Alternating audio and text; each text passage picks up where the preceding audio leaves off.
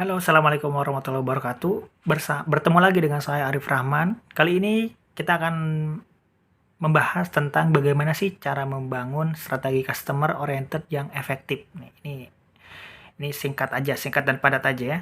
Satu, tentukan growth strategi atau growth rate.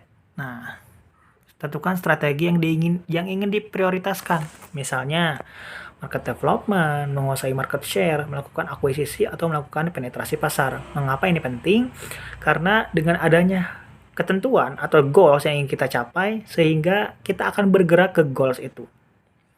Yang kedua, sebarkan informasi mengenai pelanggan. Nah, membuat user persona atau buyer persona sesuai dengan kebutuhan pelanggan masing-masing agar lebih terstruktur dan efektif.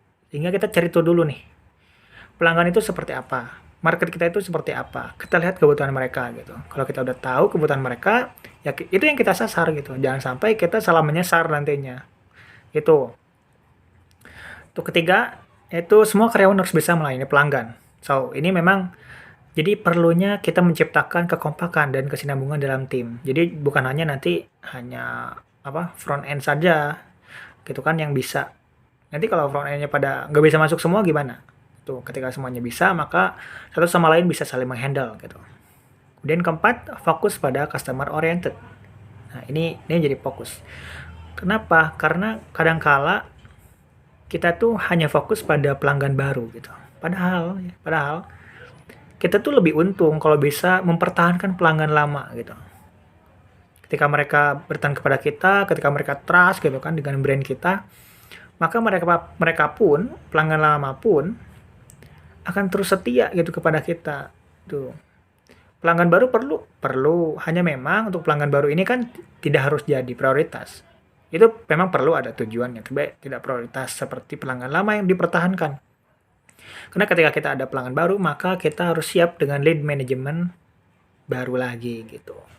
Dan yang kelima adalah melibatkan mitra bisnis. Nah, perusahaan yang mengutamakan customer oriented tidak hanya melibatkan kalangan internal bisnis saja, melainkan juga pihak eksternal, misalnya partner atau mitra bisnis, seperti supplier dan distributor. Nah, kenapa ini perlu ya? Karena hal ini bertujuan agar proses bisnis berjalan dengan lancar dan tidak mengalami hambatan apapun yang bisa membuat customer merasa kurang puas dengan layanan perusahaan. Nah, jadi customer ini kan tidak hanya bertemu dengan kasir, tapi juga yang lainnya, supplier, distributor. Maksudnya adalah apa? Maksudnya adalah ketika nanti supplier terlambat, distributor terlambat, maka kasir pun akan terlambat pula. Sehingga mitra bisnis ini menjadi hal yang penting juga. Begitu. So, jadi itu adalah 5 langkah membangun strategi. Secara singkat aja, strategi customer oriented yang efektif.